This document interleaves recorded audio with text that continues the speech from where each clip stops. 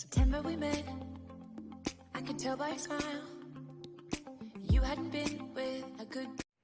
Hi friends, எல்லாரும் எப்படி இருக்கீங்க? உங்களை பார்த்ததுல எனக்கு ரொம்ப சந்தோஷம். இன்னைக்கும் நிறைய புது ஃப்ரெண்ட்ஸ் ஜாயின் பண்ணியிருக்கீங்க. எல்லாருக்குமே ரொம்ப ரொம்ப நன்றி. நம்ம சேனலை புதுசாக பார்க்குறவங்களா இருந்தால் சப்ஸ்கிரைப் பண்ணி வச்சுக்கோங்க. கூடவே இருக்கிற பெல் ஐக்கானே ப்ரெஸ் பண்ணி வச்சுக்கோங்க.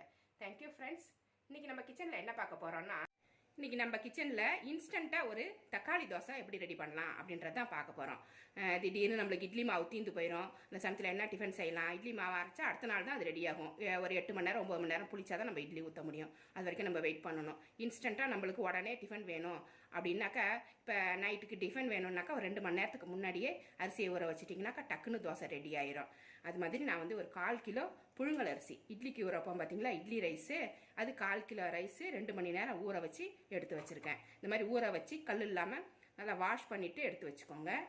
இது கூடவே ஒரு 1/4 கிலோ ரைஸுக்கு 4 தக்காளி, 1 கப் ரைஸுக்கு 4 தக்காளி கணக்கு வச்சுக்கோங்க.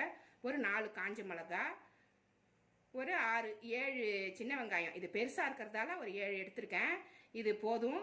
சின்னதாக இருந்துச்சுன்னா ஒரு 10 கூட எடுத்துக்கோங்க, கரெக்டாக இருக்கும். அதுக்கு மேலே தேவையில்லை, நல்லா இருக்காது.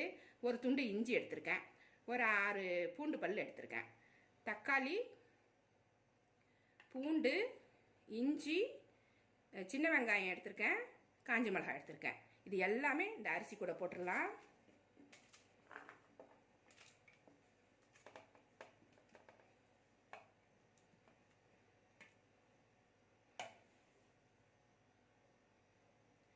இந்த அரிசிக்கு தேவையான, மாவுக்கு தேவையான உப்பை போட்டு அரைச்சிட்டு வந்துடணும். அரைக்கும் போதே உப்பு வந்து அளவாக போட்டுக்கோங்க. உங்களுக்காக காமிக்கணுன்றதுக்காக நான் இப்போ போடுறேன். நீங்கள் வந்து மிக்சியில் போட்டதுக்கப்புறம் போட்டுக்கோங்க.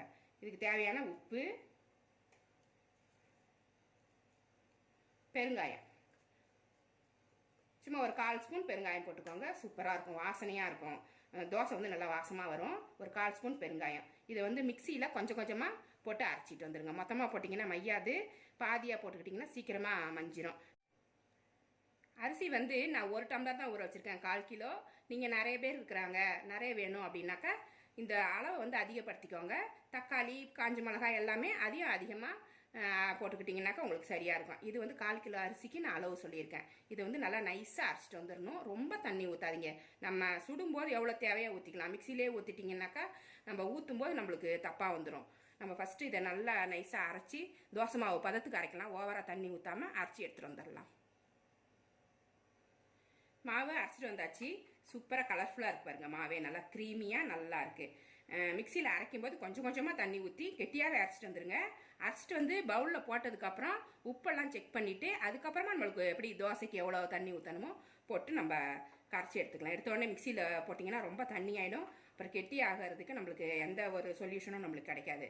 அரைக்கும்போது கெட்டியாக அரைச்சி வச்சுருங்க. அதுக்கப்புறம் நம்ம தண்ணி ஊற்றிக்கலாம். இந்த மாதிரி ரெடி பண்ணிக்கோங்க. இப்போ இதை நம்ம தோசையாக ஊற்றிடுவோம். தோசைக்கல் சூடாயிருச்சு. இதில் அப்படியே ஒரு கரண்டி எடுத்து ஊற்றிடலாம்.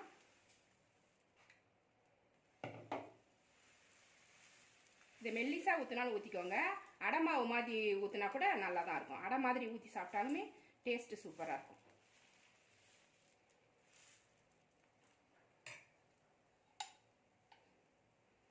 நல்லெண்ணெய் ஊற்றுறேன் நான். நல்லெண்ணெய் ஊற்றுனீங்கன்னா தோசை நல்லா வாசமாக இருக்கும். அது மாதிரி கீ கொஞ்சோண்டு, இது விருப்பப்பட்டாங்க ஊற்றிக்கோங்க, இது ஆப்ஷனல் தான்.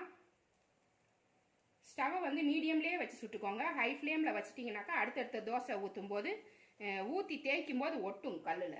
அதனால் மீடியமில் வச்சுட்டு நல்லா சுட்டுக்கணும்.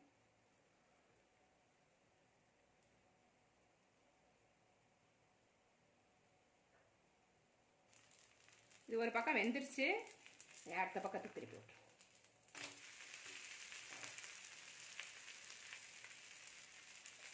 எண்ணெய் வந்து உங்களுக்கு விருப்பம் போல் ஊற்றிக்கோங்க. எவ்வளோ எண்ணெய் ஊற்றி சுடணும் அப்படின்றத மாதிரி நீங்கள் ஊற்றிக்கோங்க. நான் கொஞ்சம் தாராளமாக தான் எண்ணெய் ஊற்றிருக்கேன். நல்லா டேஸ்ட்டாக இருக்கும் அடை மாதிரி. அதனால் கொஞ்சம் தாராளமாக எண்ணெயும் நெய்யும் ஊற்றிருக்கேன். இந்த தோசை ரெடி ஆகிடுச்சு. இதை எடுத்துடலாம். தக்காளி அடை தோசை, இன்ஸ்டன்ட் தக்காளி அடை தோசை சூப்பராக ரெடி ஆகிடுச்சு. இது மாதிரி இன்னும் ஒரு 2 தோசை ஊற்றிட்டு உங்கள்கிட்ட காமிக்கிறேன். ரெடியானதுக்கப்புறம் இது மாதிரி இருக்கும். இன்ஸ்டன்ட் தக்காளி அடை தோசை சூப்பராக இருக்கும். இதுக்கு நான் வந்து காஞ்சி மிளகா வச்சு தேங்காய் சட்னி அரைச்சிருக்கேன். ரொம்ப டேஸ்ட்டாக இருக்கும். இந்த காம்பினேஷன் ரொம்ப நல்லாயிருக்கும். உங்களுக்கு பிடிச்ச மாதிரி பண்ணிக்கோங்க. ஏன்னா இது கார தோசை, அதுக்கு காரம் இல்லாத ஒரு சட்னி அரைச்சா தான் நல்லாயிருக்கும்னு நான் அரைச்சிருக்கேன். உங்களுக்கு பிடிச்ச மாதிரி நீங்கள் அரைச்சிக்கோங்க. இந்த ரெசிபி உங்களுக்கு பிடிச்சிருந்தா நம்ம சேனலை சப்ஸ்கிரைப் பண்ணி வச்சுக்கோங்க. கூடவே இருக்கிற பெல் ஐக்கானையும் ப்ரெஸ் பண்ணி வச்சுக்கோங்க.